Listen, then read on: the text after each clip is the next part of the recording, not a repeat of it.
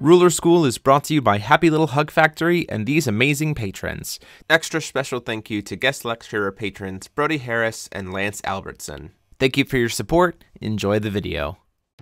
Hey there everybody, DMO73 here, bringing you another feature match for the week. Today I have Paul on the right playing green, black, white Scheherazade dolls versus Josh Boersma on the left playing an Alhama'at Combo list.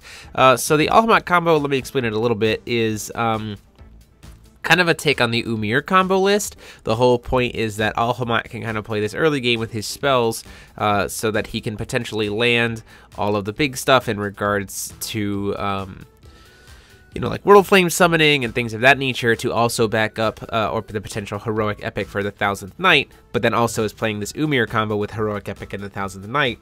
And rather than playing this all-in combo version where it's just kind of like, if I resolve it, you're dead that turn, his version plays the 2-drop Palace of Diversity, or Kingdom of Diversity Light Palace, so that suddenly he grabs a bunch of different stuff that all have different races, and then suddenly all of his creatures get huge, so then the next turn he just kind of like pushes in for lethal. So it's definitely a very different take on the Alhama'at combo idea, and it was pretty interesting to see it kind of be played with Alhama'at. And then Paul has been, this is taken before GP Collinsville, this footage, so Paul was really working hard on Sherry, and so I think maybe for those of you who haven't gotten to see what green, black, white Sherry might look like, that you might be interested in seeing that get played. So this was the variant that was kind of the idea of more of the mid-range control-y style Sherry that was kind of popping up to be able to protect the dolls with things like Flourishing Hope and things like that, and like doing a lot of recursion that we didn't end up seeing a lot of at Cut GP Collinsville, so it's just that take on Sherry dolls. So Paul's going to be going first for us here. Hits that first turn Gusting Darkness.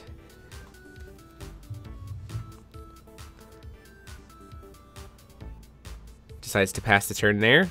Pretty standard turn for Scheherazade is turn 1 Callstone pass. Alhama'at Ancient Magic Stone for Josh gets to have that second mana counter.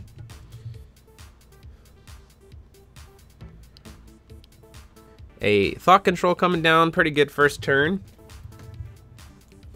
Gets to see so he can't really grab one of those resonators because of the Magic Crest, because the Magic Crest is just going to let him be able to grab it back. So yeah, the right choice here is to definitely grab the Fair spell, I think.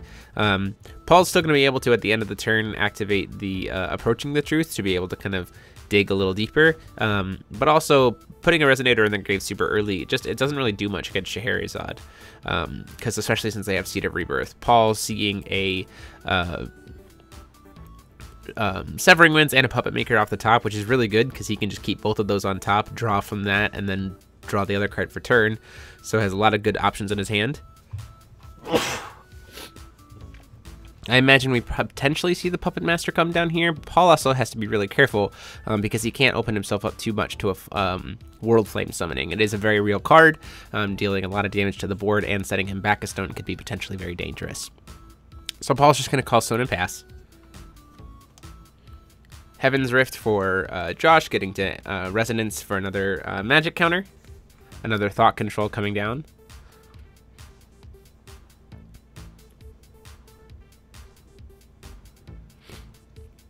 We see the Severing Winds, the Puppet Master, and all of the cards that he's already seen. I think in Josh's case, you probably still just grab the Puppet Master. I think that's just probably the best call, or you grab the 2-drop Marionette. Sure, Paul can bring it back next turn, but ultimately if he does that and then plays Puppet Master, he can't really cast it in. The other idea would be if he's going to hit the Puppet Master now, then Paul would have to bring it back with the Magic Crest and then cast it. So it'd be 2 cards and it would completely tap him out, so it'd be having to take another full turn to be able to make use of Puppet Master. So hitting some pretty successful things off the top there. Flashing in the Marionette at the end of the turn using that quick cast speed. Still great for Paul because he can get to draw. And then before Paul moves to recovery at the beginning of his turn, Josh is going to burn his counters to cast Ancient Knowledge. It hasn't been seen in a while. You draw the top 5 and get to pick any of those 2 cards and put them in your hand. Very strong card for Alhama'at, consistency-wise.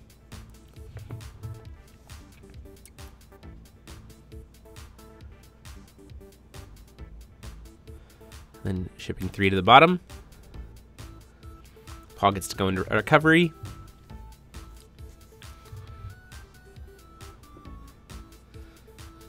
calling for stone here, hitting another Gusting Skies. Not really seeing the darkness sources like he would want. I think playing the Magic Crest of Darkness would be a good idea here, just to grab the Puppet Maker. Kind of swing in for 5 before he does that though, which I think is smart, but then just pass his turn. So if I was in Paul's situation here, I probably would just go ahead and play the Dark Crest just to get the Puppet Maker back and still leave 2 will open. Still leaves a very solid potential for being able to activate one of his Sherry cards, because most of them cost only 1, as well as being able to potentially flash something at the end of the turn. So this Rachel Nephilim is actually pretty interesting here before he calls Stone. He's using the Energize to cast it. So what happens is Rachel gets to grab a demon from the graveyard. There's no demons currently in there. But what can happen here is Paul doesn't really have an answer to this in the form of he can call for Stone and then triggers, and it's going to target to destroy the puppet. He also gets a Resonance trigger here because the puppet is a 2-drop. So Paul's kind of only response here is to use his card for the turn from Sherry if he's playing the puppet's last days to sack the puppet and then kill Rachel. It's still pretty fine because it forces the Scheherazade spell to be used for the turn, and then it gets the puppet off the board. Now Paul gets to draw, and I think he might miss the fact that he is supposed to draw here because that puppet went to the grave. Anytime it goes from the field to the grave, it's supposed to be you draw a card, which is one of the reasons why Marionette is still pretty good. Casting and Approaching the Truth from hand, he's going to go ahead and keep 1 card off the top, and he's going to ship the 0 to the bottom. Then draws for turn, sees a Cleansing Doll. It's at this point again that I would definitely recommend for Paul to just use the Magic Crest to try to bring Puppet Maker back. I'm not sure how many of the Last Audience Paul is making use of in this matchup. He's going to play the Magic Crest to try to grab back the Puppet Maker. He probably shouldn't cast it this turn though. Yeah, he can leave out the Cleansing Doll will here to potentially quick cast it in, destroy his own Magic Crest of Darkness, and flip like Puppet's Last Days back down to the bottom, or even Approaching the Truth. It kind of comes back to bite him though, because Josh has another Thought Control. So in Josh's mind, he's probably going to grab the Lorite or the Puppet Maker. He does decide to choose the Lorite, which makes sense because Paul is playing because of the Umir combo, right? So Alhama'at, if he's not prepared for it with that Heroic Epic, can just even hardcast an Umir, which is pretty relevant. Because he's just taking kind of so long, at which point, you know, you can kind of just get this massive amount of advantage that unless you have a final battle you can't deal with. Paul choosing to flash in the Guard Doll, which is an 11/11, which I think is potentially relevant. Josh deciding before the upkeep again to cast another Ancient Knowledge, probably digging for his spell. The one thing to kind of recognize though in this matchup, weirdly enough, ooh, there's a I think it looks like an Orphica and a Shackles of Ice. The Shackles of Ice is nice. The problem is we know that Cleansing Doll exists. So Cleansing Doll is definitely not something that he wants to grab because it would take him 2 turns to set up and Paul would just have a designated way to be able to destroy it. So he could potentially save it. I could see that for sure until after the Cleansing Doll gets used, because at that point in time then he's pretty safe from having to deal with Last Days of a Powerless Dragonoid, which can just cancel a Fire Chant. And even though Heroic Epic of Darkness, or Heroic Epic for the 1000th Night has Darkness in its cost, it's still also a Fire Chant. So currently sitting in Paul's extra deck is just a way to hard cancel the Heroic Epic spell. Now ultimately, if Josh can survive long enough, it doesn't really matter because he can just cast Umir and just have this massive amount of advantage to come back. The problem is though that an 11/11 is a very relevant creature body, and Paul doesn't really need to put any pressure on board beyond it. It's already doing enough work just on its own. Josh has only cast 1 creature this whole game. He's got loads of cancel spells in his hand and the ability to quick cast.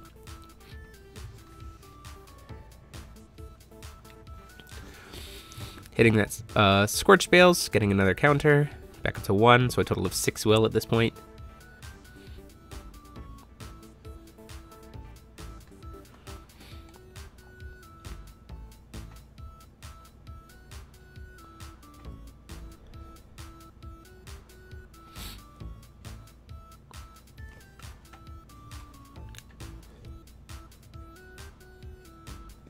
Burning the 1 counter to produce blue to try to cast the Barrier Seal here.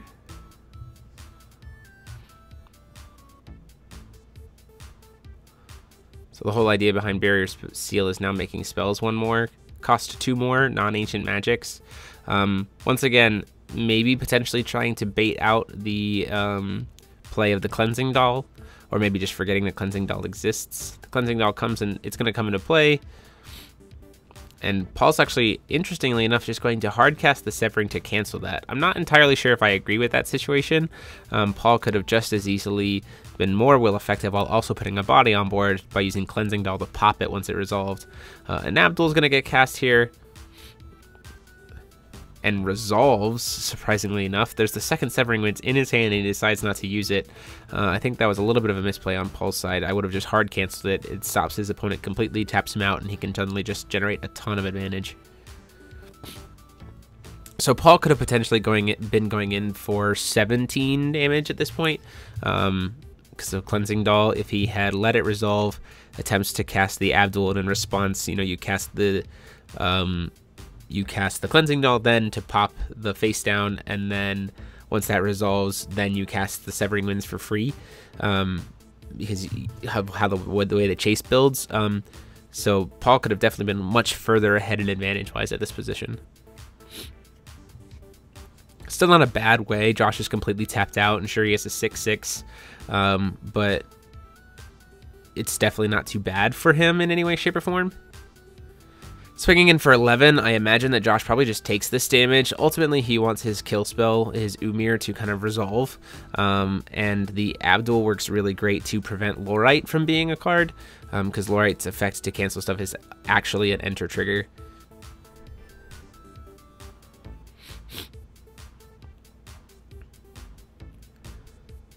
Paul might have been thinking to try to save the Severing Winds to just hard cast in response to the Umir, potentially, which I could see that also being an option.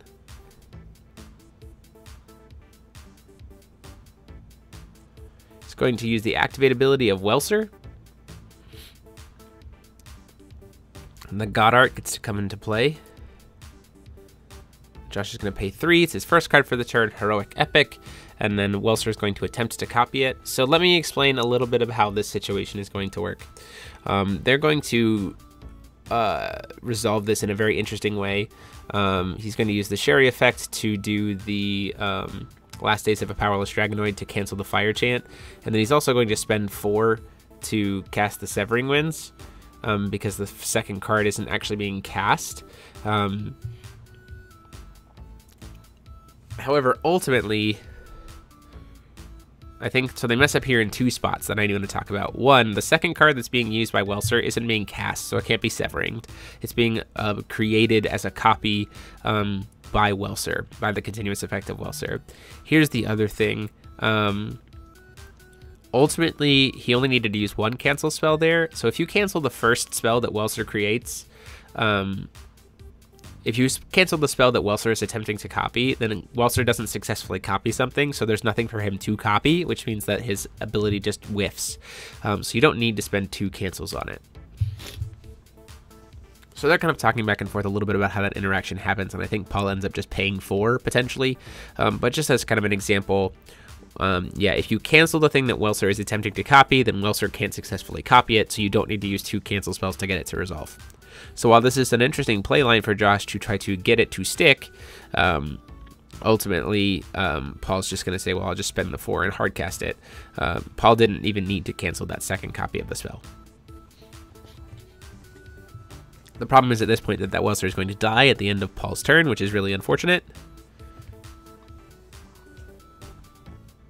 So Josh isn't really going to be able to make use of that effect.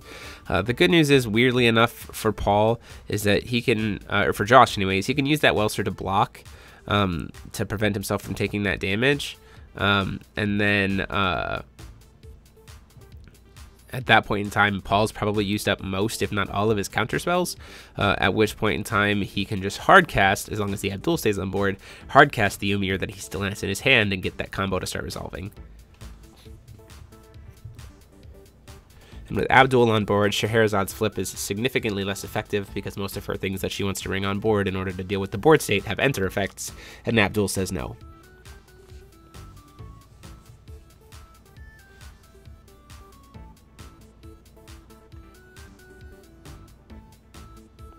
Paul's going to play 2 and play Puppet Master, which I think is the right call here before he does Judgment. If he's going to grab 2 dolls, or if he's going to grab at least 1 doll with the Scheherazade flip, he wants to get the value off of it.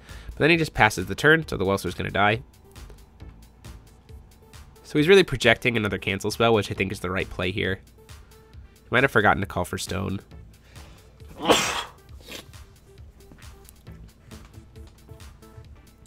Josh is asking how many cards, looking at the graveyard, making sure, to seeing if he wants to commit. Burns with the Alhama'at Stone to be able to produce the blue twice, and hard casts the Umir. Paul has nothing face down that can stop it, and unfortunately he has nothing in his hand that can stop it because of the Abdul stopping the Lorite. So that Umir is actually just going to resolve and gets to get a lot of value for Josh, which really helps him bring back the game in a big way.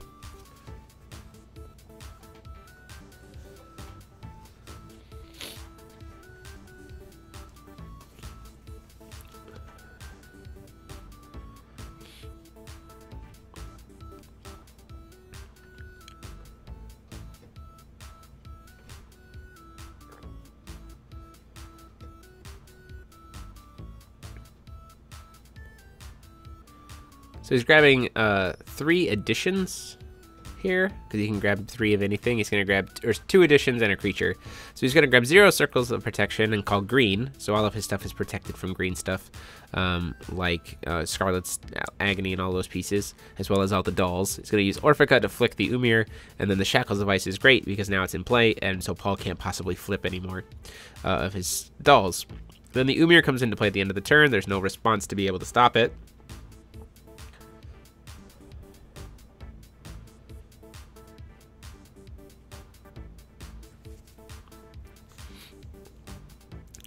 So we're going to see it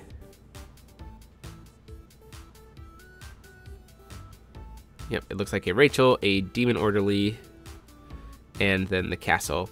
So Rachel's going to see the Demon Orderly come into play because they come into play at the same time, much as Puppet Master would see a doll entering play at the same time because of the resonance triggers. So he's going to get a counter, Rachel's going to trigger, and he gets to kill something on board as well that's 2-drop or less, so he can kill the Puppet Master. But I think they missed that. So this is another lesson to learn here. They will see each other enter, which means that Rachel will also get a resonance trigger for that Demon Orderly entering.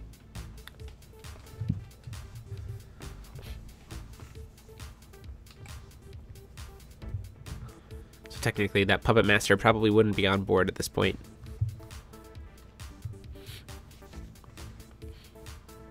So I believe at this point there are 5 different races on board, so everyone is getting +5/+5 from the town. None of them are gaining symbol skills from anything because Alhama'at hasn't flipped, but there's still just a lot of value sitting on board here. Paul's response is he just has to put an equally amount of pressure on board because he doesn't have access to Final Battle right now. So he's going to use Scheherazade at least at 3, and he can put something back on top of the deck and grab a doll from the grave. So he's going to try to put the Abdul back on top of the deck. The problem is here he can't because she's a green card, so none of his stuff can be targeted by green.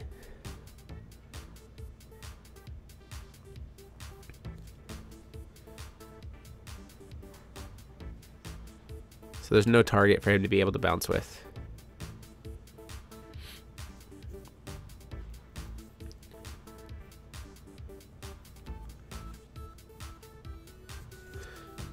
So instead of trying to target the creature, he just says, well, we'll put the 0 circle of protection back on top of the deck then, and you can try to draw that next turn.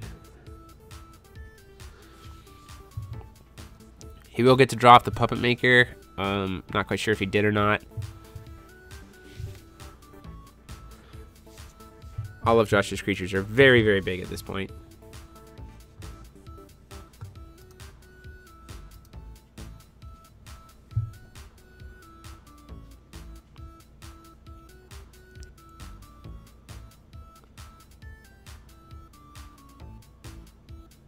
Paul kind of unsure about how he's going to potentially come back from this situation, which if I'm in his position, I'm also kind of concerned about how he's going to come back, especially since Josh is potentially, he only has 3 will available, right? So a World Flame summoning could easily come down here, and he doesn't have a way to be able to stop it effectively.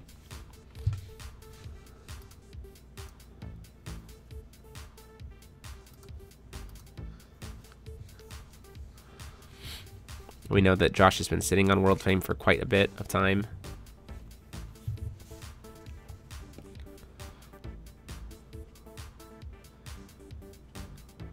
So the Resonance Trigger is going to kill the Puppet Maker from calling the stone.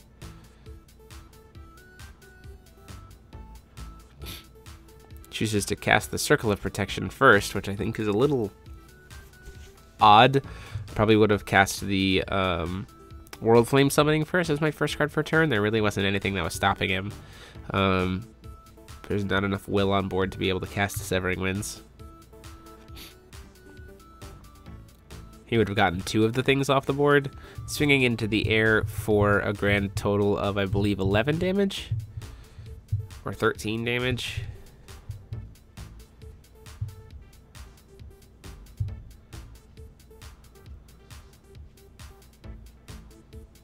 Oh, right, because she's an angel as well. So she's going to get a plus, everything's getting +6.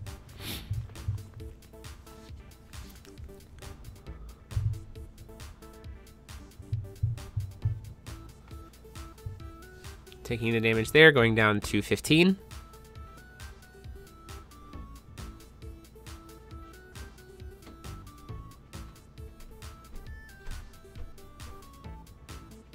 At this point, deciding whether or not to use the Abdul or not, I think it's still a smart decision to use it.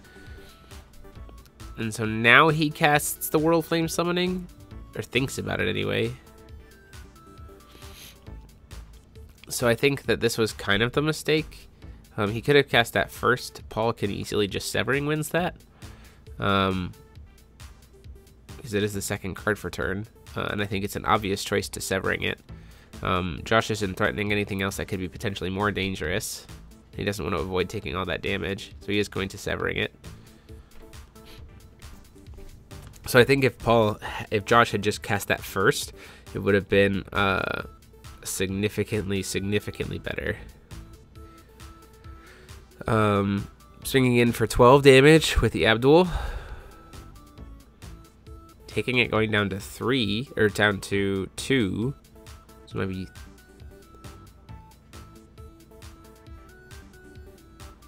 blocks to draw with the Marionette. There's another Lorite. Those Lorites aren't really doing anything at this point in time. Plays an Orphica. Orphica is going to attempt to flinger the Umir. And at this point, Paul doesn't have any way to stop that. So I think Josh could have gotten a significantly larger amount of value by casting that all World Flame Summoning first. The World Flame Summoning is going to resolve and burn a bunch of stuff. Then he could try to cast the 2-drop, or the 0 Circle of Protection, which is obviously going to get Severinged because Paul wants to protect his board state. And then he could still cast the Orphica. So he would have gotten to, he actually would have lethal at this point, right? Because World Flame Summoning could just burn. The other thing that he could have done here would have been to swing with the Alhama'at, or swing with the Umir, getting that damage and taking him down to 2, attempts to play the Orphica. That gets canceled with the Severing Winds, at which point then you can just burn him with the World Flame Summoning to end the game for 8 damage.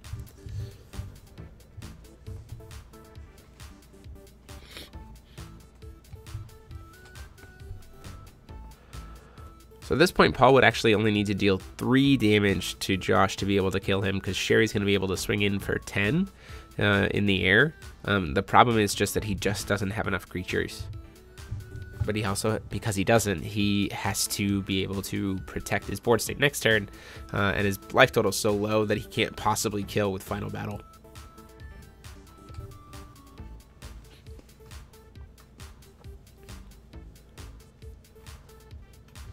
He just doesn't have enough life. Even calling for stone would let him deal -7, which at this point with so many different creatures on board isn't enough to kill anything to start the chain reaction.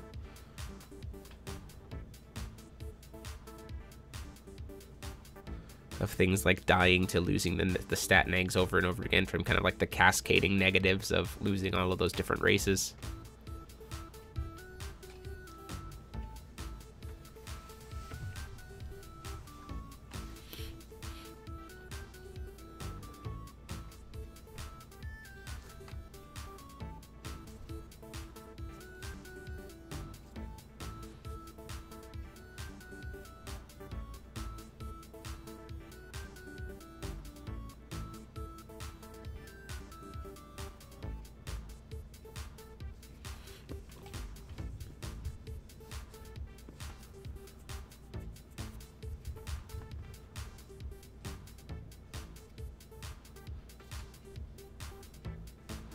So Paul unfortunately just has to pass the turn. He has a lot of quick cast resonators, which is helpful, but no cancel spells.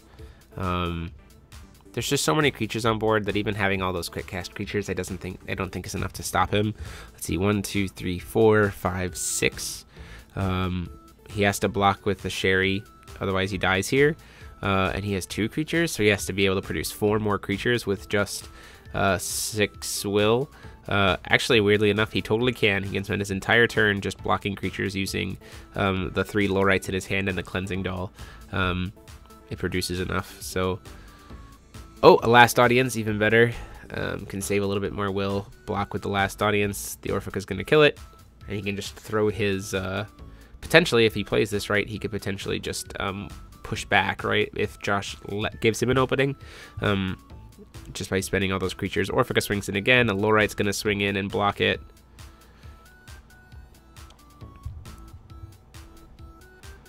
The Umir comes in. A Lowright swings in and blocks it.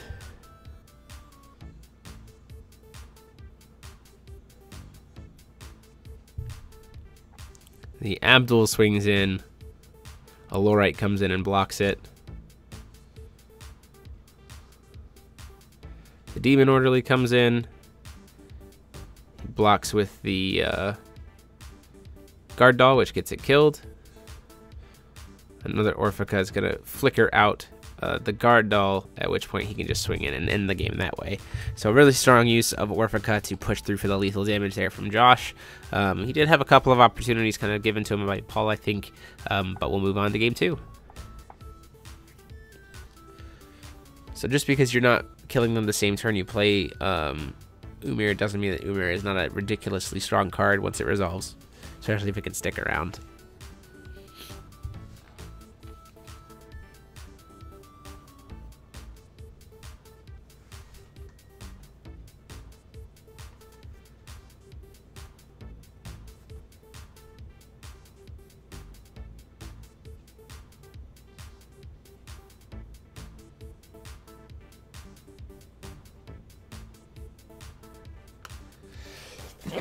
Turn 1 Thought Control, seeing a lot of value off of it. Chooses to get rid of the Fair spell there. Paul kind of thinks that maybe he's going to try to get the Lowright first, but the Fair spell I think is definitely the smarter play.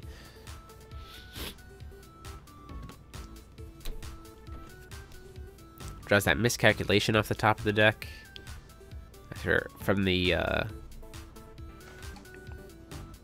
Approaching the Truth, and then a Severing Winds off the top after that. Passing the turn there.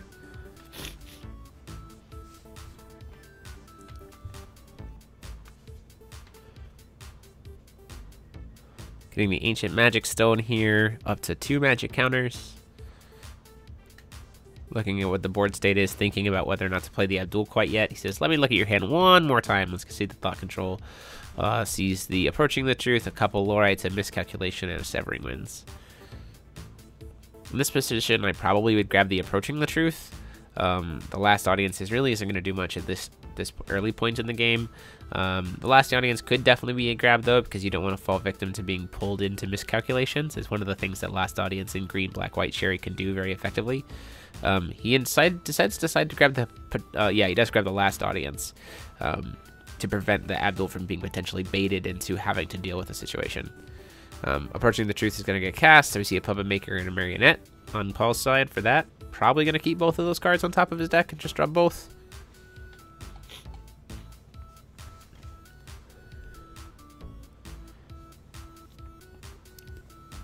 Wondering if Paul sideboarded any cards into the extra deck for this game. Paul's got a handful of hate for whatever Josh could potentially play. The problem is, the longer the game goes on, the less that hate becomes relevant, because Josh has a lot of ways that don't involve dealing with that hate to protect his board state.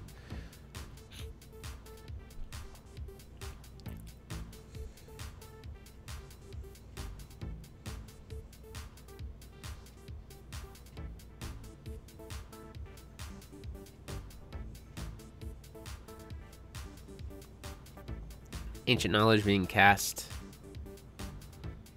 Seeing double Epic Heroic from an Epic Knight. Potentially going to see that being drawn, as well as Maybe was that an Umir? I think that was there as well. Or maybe just grabbing both heroic epics. Call Stone to get the Heaven's Rift.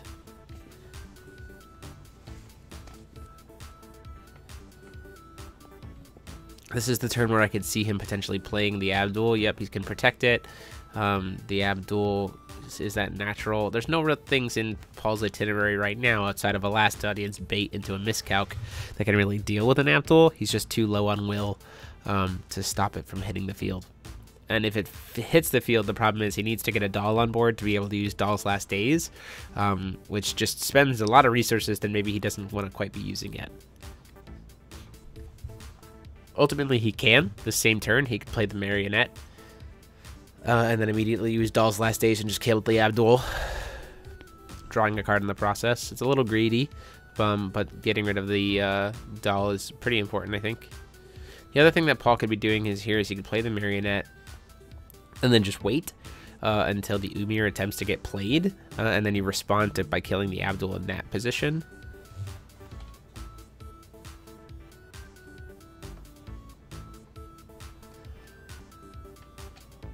Calling for Stone here, getting a Gusting Skies.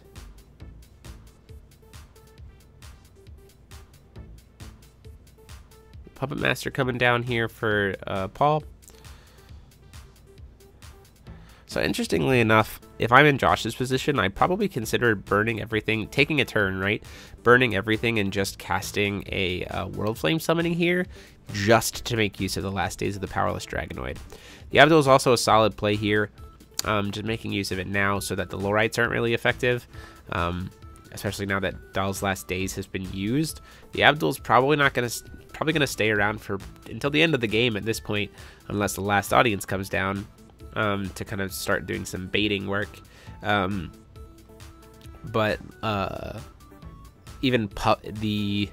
since Puppet's Last Days has been used, the Cleaning Doll can't flip it back down while there's an Abdul on board because it's an enter effect. So the Abdul at this point, the second one, is probably going to stick around until the end of the game, which is a really good early protective piece for Josh to protect the combo from going off. Now he doesn't have to worry about Lorite at all. Now he just has to get through that sitting down Last Days of a Powerless Dragonoid, which he can do by casting a World Flame summoning. Paul sitting on 3 Severing Winds.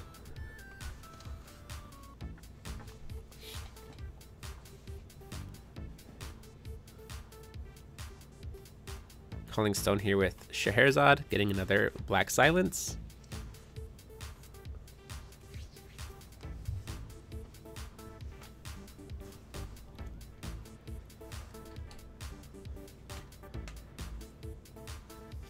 Calling for Stone, getting another Scorched Bales. See, he has the Heroic Epic. I think he has 2 of them, but I don't think there's an Umir in there. Problem is, at this position that Paul has set himself up for, he can use Last Days as well as Severing Winds to just cancel the first card.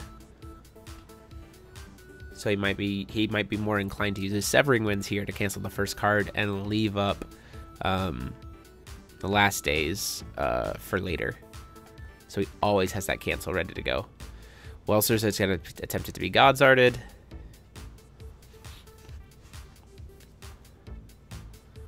Here's where I think we're going to see that World Flame Summoning get cast, potentially. Paul sitting in on a load of cancel spells to be able to deal with kind of what we're seeing here.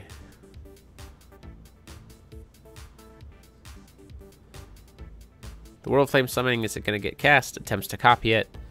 And I think because it's the same as the first one, we're going to see Paul kind of spend everything to cancel both effects. Unfortunately, he doesn't really need to.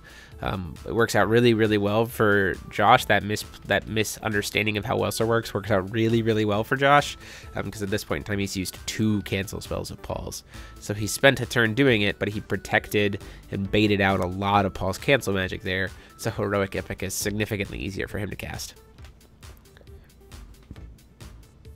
And Paul can't really afford at this point to not leave 4 will open for a hard cast Severing Winds, which really sets him back in terms of will potential. At this point, he has 2 will that he can make use of this turn, which is just less than ideal for him at this point. And really, Josh can keep throwing World Flame summonings at him until one of them finally sticks, or until the Umir Epic Knight is going to stick too. So out comes the first Heroic Epic. Paul has to cancel it, because if it resolves, he's a sword out of luck. So pays the 4. Down comes the Severing Winds. It's not safe for Josh to cast the other one, but also at the same time, he's going to be at 7 will next turn anyway, so we might as well just try to cast it. There goes the other Severing Winds. So now next turn, he knows he's going to be at 7 will with lots of energized counters, so he can just hard cast the Umir.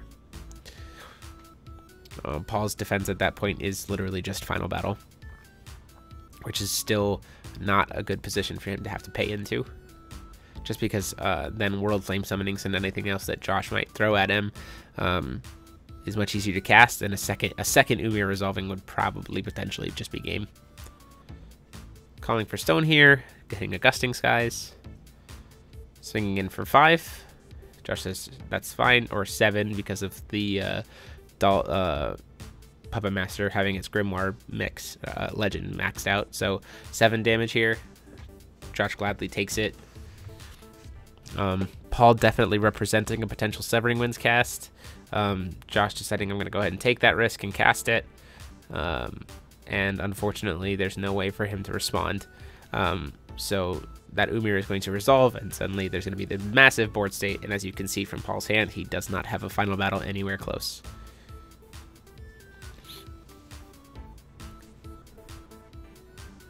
He's going to attempt to potentially see what he can do by grabbing a 2-drop and a 1-drop from his grave.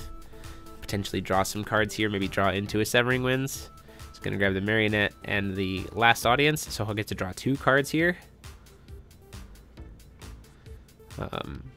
Dug him a little deeper to potentially set him up for, seeing into the Final Battle that he needs to see. Does also just put a lot of creatures on board to help mitigate the fact that Josh is about to get a lot of creatures as well.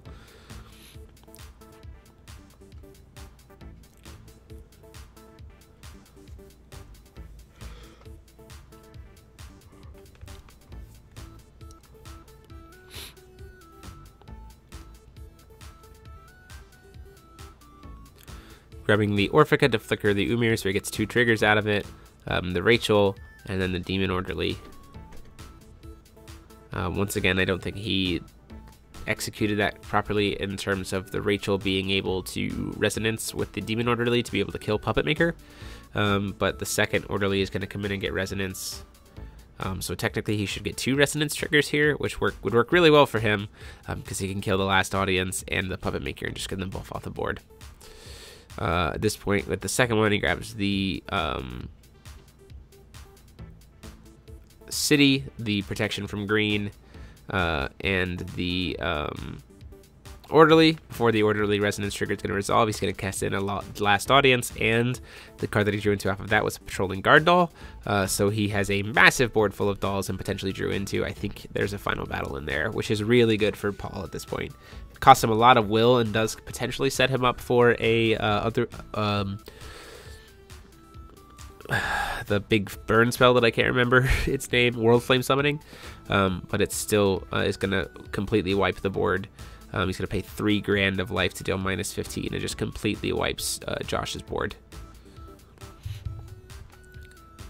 At this point, there is a lot of damage on Paul's board. Unfortunately, he's just a little bit, doesn't quite have enough.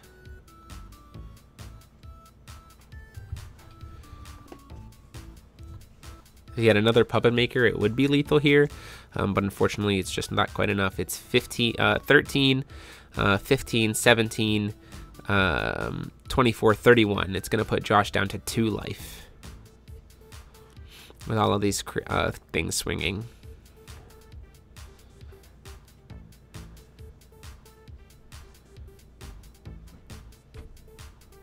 Josh says, I don't have a response to any of that damage. I'll take it all. I'll go down to 2 life.